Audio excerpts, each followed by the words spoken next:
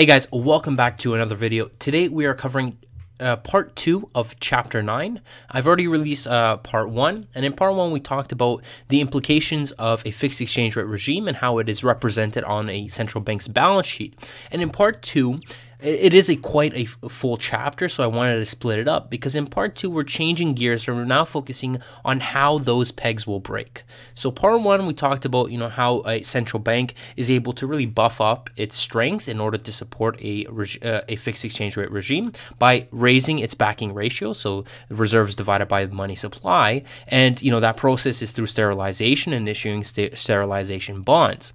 But what about when things go wrong? Like, how is that represented and how does that affect economic variables? And that's what we're going to be talking about in part 2. Okay, so how do pegs break? So inconsistent fiscal policies. We begin with the first generation crisis model of inconsistent policies in a country with a fixed exchange rate, a model proposed by economist Paul Krugman.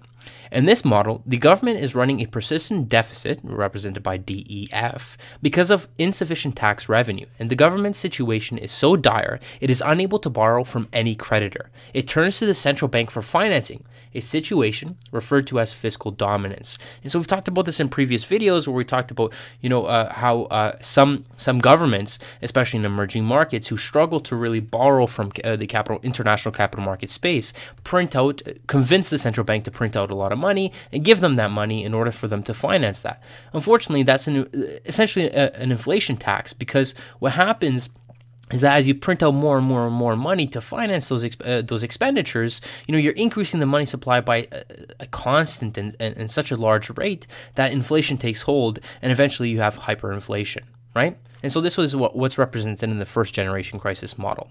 So the Treasury hands over bonds in the amount of DEF to the central bank and receives cash in the amount of the deficit in return to use to finance the deficit.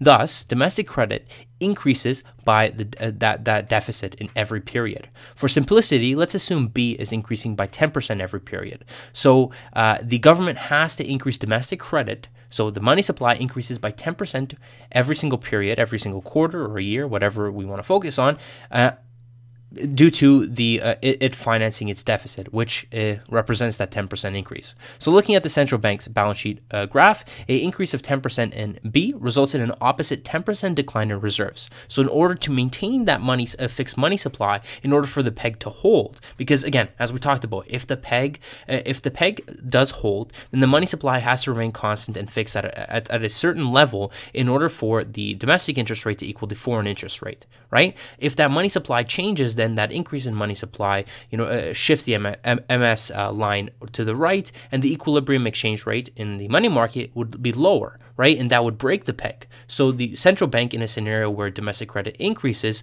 must also do an opposite change by selling foreign reserves in order to reduce that money supply and hold it constant. Okay, so once reserves run out, the money supply grows at the same rate as domestic credit. So eventually, the central bank will run out of foreign reserves because they've used those reserves up, and all they have is domestic credit. And once the backing ratio hits 0, so R divided by M hits 0%, then the money supply increases by that 10% level in order to finance that deficit. Okay.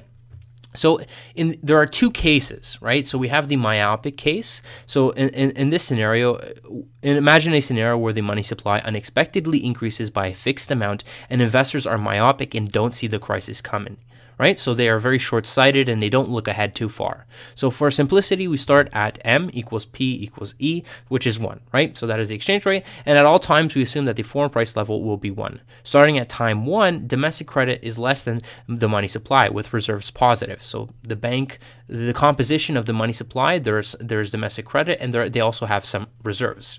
As the monetization of deficits occur, B gradually increases and R gradually falls, and because they're selling those reserves in order to control that money supply. Now, we assume that the regime change occurs at time 4. So at period 4, that is when they run out of reserves, and then the money supply expands by 10% in order to finance that deficit. In the fixed regime, up to that point, the money supply is fixed. When floating, M grows at the rate of 10%. So we start at point 1 right over here. So they have some reserves, and the composition of B plus R equals M. right? And so up until point 4, the money supply does not change, because as domestic credit increases, there is an exact same opposite change in the reserves, right? The foreign reserves. And so as foreign reserves eventually run out at point 4, that is when, they can't control the money supply anymore. The peg would break and the money supply would increase by 10%. And so as you can see by B, it stays at that constant level, and eventually it merges with M, right?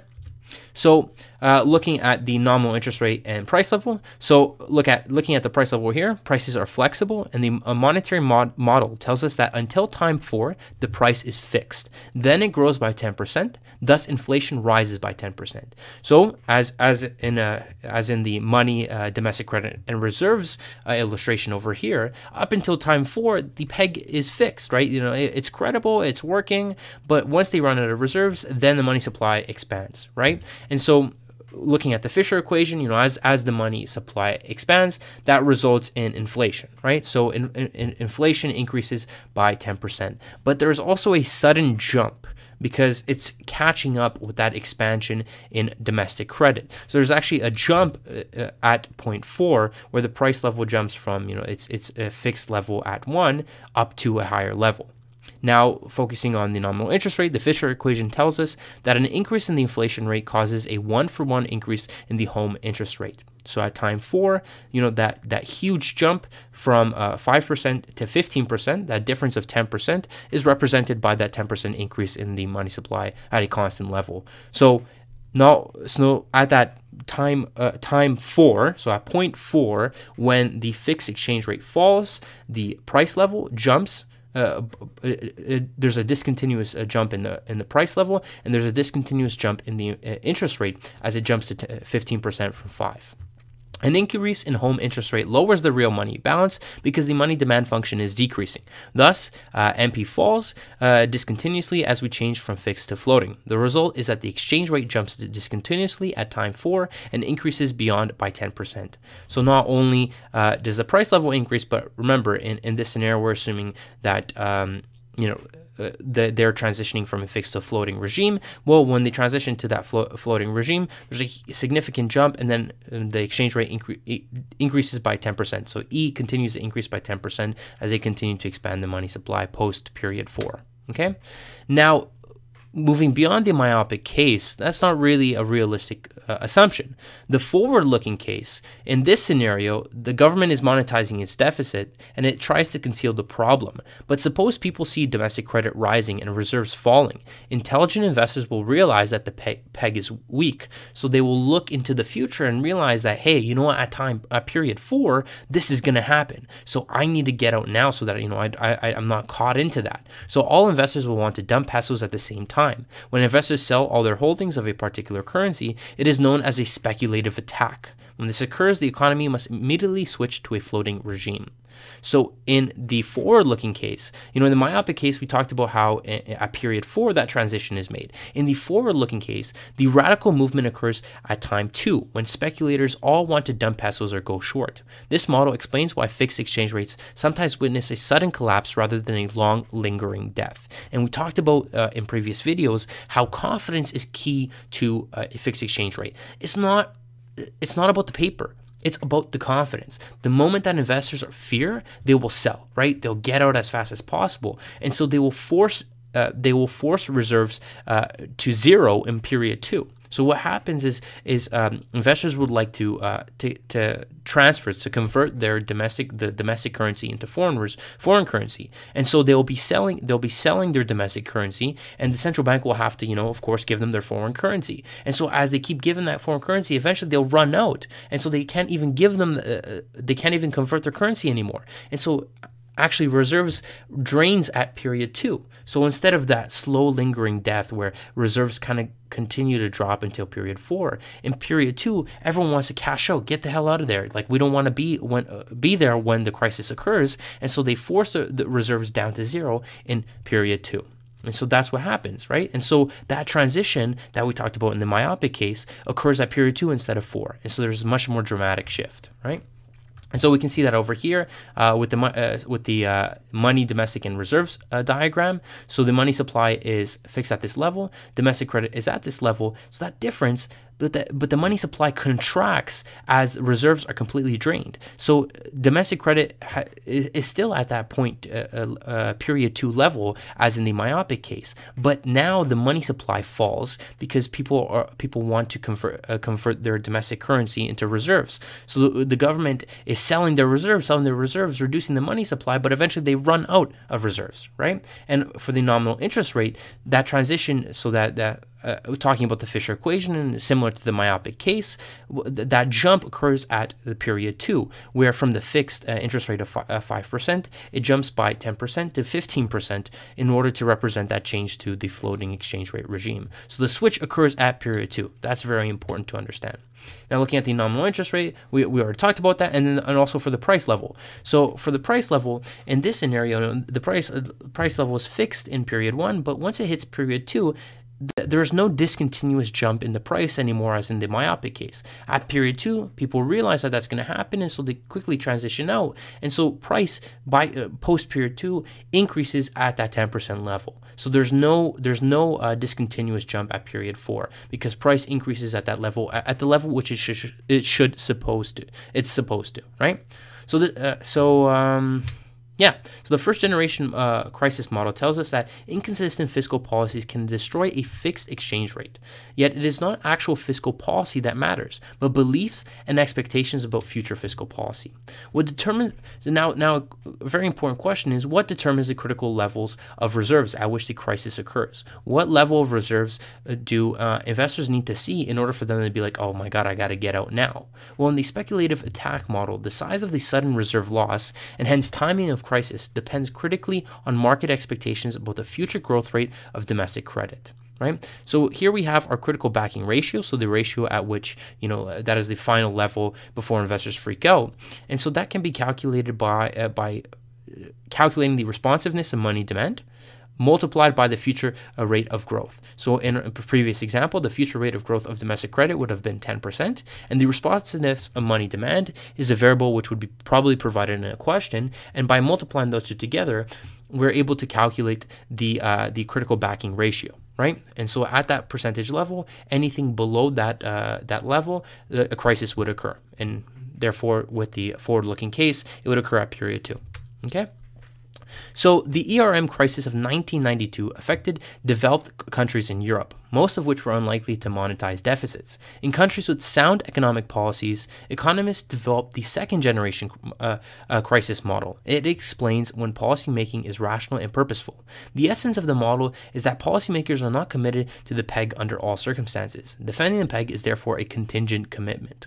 So with the first generation crisis model, we looked at more emerging markets and those countries that really struggle to even pay the government bills, right? And so those deficits are covered through, printing money. But in the second generation crisis model, this is more for developed countries. This is more for those developed markets that don't struggle to cover those deficits. Instead, they've made all the policies, the correct policy decisions, but the confidence, the impact of that confidence is what really hurts them, right? And so, when we talk about contingent commitment, and this is important to understand, contingent commitment essentially means that, hey, I have a fixed currency peg. I'm willing to support it up until a certain point, and then I gotta get rid of it because it's just gonna hurt my economy too much. That's the definition of contingent commitment. Okay, so consider the British-German crisis talked about in Chapter 8. If German interest rates are fairly low, so too are British interest rate. Output costs in Britain are low, and the peg is considered credible. If German rates are raised to higher levels, in the scenario of the ERM crisis, where Germany expanded their fiscal policy, and then the central bank responded by contracting the money supply and therefore raising the interest rate. In that scenario, all of a sudden, people begin to question whether Britain would follow Germany's footsteps, right? Because they have to keep that peg equal. They have to keep those interest rates equal. And if Germany raises their interest rates, investors have to ask themselves, would Britain raise those interest rates, considering contingent commitment, right? So if German rates are raised to higher levels, output in Britain falls to an intolerably low level, and nobody expects Britain to stay pegged. Thus, the peg is not credible. Okay, the problem for Britain is that an expected depreciation will introduce a currency premium. Investors will demand even higher interest rates in Britain to compensate for the imminent depreciation. This means even lower output and higher pain for Britain. People expect the peg to fail. We now developed an economic model with such self-fulfilling expectations. In this model, we may not always find a single unique equilibrium, but rather multiple equilibria. Okay, so we'll consider 3 examples in the second generation crisis model. So a small recession where the peg is credible, a large recession where the credit is credible, and a large recession where the peg is not credible. Okay, so in scenario 1, where there's a small recession, essentially this is the domestic country, and they are experiencing a small recession. So you see that potential output and what the output level should be in the long term is by Y over here, and their current output is at 0.1 over here, so it's less than what they wanted to be at.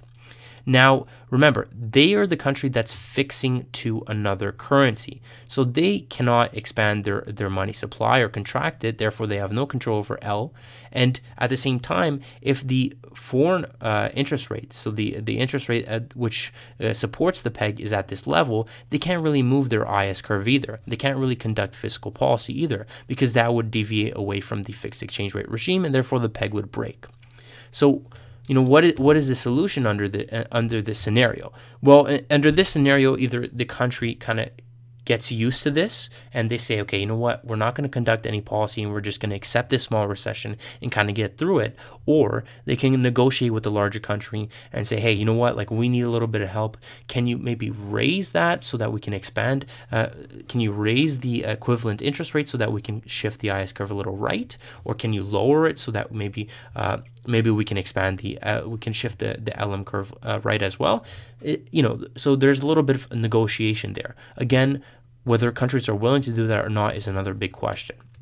Now, in a large recession where the peg is credible, there's a different scenario, right? So once again, we have our expected output with the level at which the country wants it to be at, and then the current output, which is right here.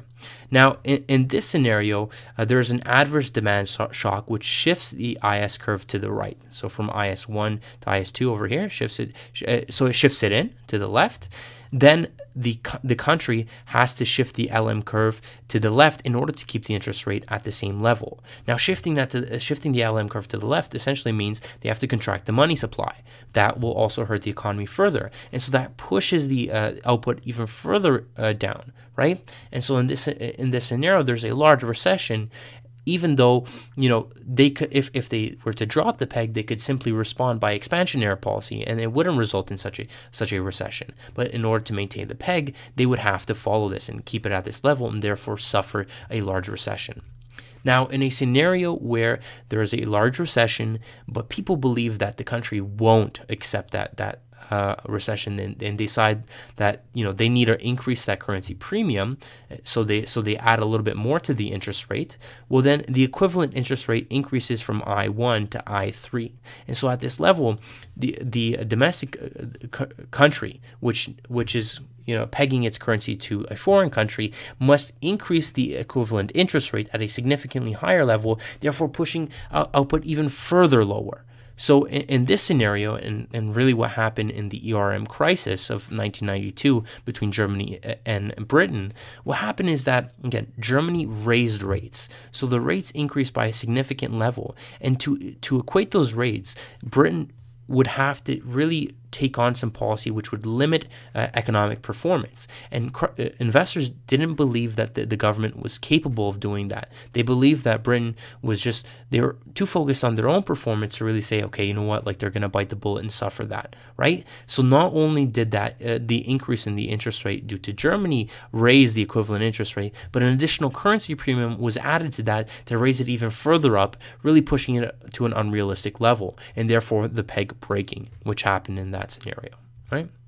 So the peg is always credible in zone 1. So this is an example or an illustration of the contingent policies in the multiple equilibria, right? So in zone 1, the peg is always credible. The government never wants to depreciate and investors know it.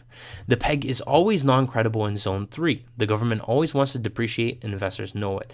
This zone 2 is really where the concerns arise if an investor really asks themselves, okay, do I feel like the government's going to break this peg or no?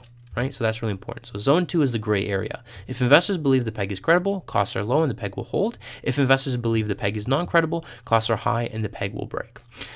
So the key takeaways, I'm just going to repeat this once again because I feel like some people might get confused. The key takeaway from the second generation crisis model is that it really encompasses more of the developed markets situation where the countries have made the correct policy decisions, but because of investors' expectations and the added currency premium to the interest rate, it forces the country into a bad scenario where they have to conduct restrictive monetary policy in order to really push up their interest rate to equate it with the foreign interest rate plus currency premium, right? And so that's what causes that break, because then investors, as you can see in this illustration, then question, are they really going to do that? Are they really going to adopt that restrictive monetary policy in order to support this peg? Or are the costs too high and the country is just going to be like, you know what, we're going to break away from the peg, right? That's what the second generation crisis model is. So can we prevent the crises? Well, some considerations in this never-ending debate are cases for capital controls and limiting the amount of capital that can go in and out. An example would be Cuba. A case for intermediate regimes, so the corners hypothesis. There's a case for the floating and just saying, you know what, the fixed exchange rate regime is too costly for developed markets, therefore just stay with the floating. Or the case for international lender of last resort. And so this case, it's more of a moral hazard discussion and how some countries are like, okay, you know what, I'm going to adopt the fixed exchange rate regime, but if things go bad, I'm going to go to the IMF and I'm going to ask them, I need money and I need you to bail me out so that I can increase my backing ratio and really support the peg, right? And in that scenario, again, it's a moral hazard discussion. Do countries assume that they're going to receive help from the IMF and then take on more risk, or do they fear that they won't receive that and then reduce the amount of costs that they need to take on, right? So that's essentially pretty much it. Okay, let me repeat this once again also for the first generation crisis model. So for the first generation crisis model, there are two scenarios. There's the myopic case where investors are very short-sighted and they don't look 4 periods ahead. And then there's the forward-looking case where investors do look 4 periods ahead and decide that they need to get out now. In the myopic case, that transition to the floating regime occurs at period 4. At period 4, eventually the reserves run out and the expansion in domestic credit is matched by the expansion in the money supply, whereas in the forward-looking case, investors with their respective fear decide to convert domestic currency into foreign assets, and therefore they sell their domestic currency. The central bank, of course, converts their currency into foreign currencies, and eventually they run out of those reserves and the transition occurs at period 2. So that's quite important to understand. Those are the key takeaways from the second half of chapter 9. So as always, if you're interested in buying the book, please do check out the link in the video description to their Amazon page. As well, if you're interested in Seeking Alpha and some of the research that I release online, I do recommend that you check out my Seeking Alpha profile, where I release some of my investment research and also macroeconomic reports. Also, if you're interested in this PowerPoint and any other PowerPoints, please do comment below and I'll be sure to reply to your message and then contact you, and I can kind of give you my my PowerPoints. But please do subscribe to the channel if you are interested in the PowerPoints. Just show me that you support the videos that I'm doing, and hopefully you can like and subscribe to the channel. So great. Have a great day, guys.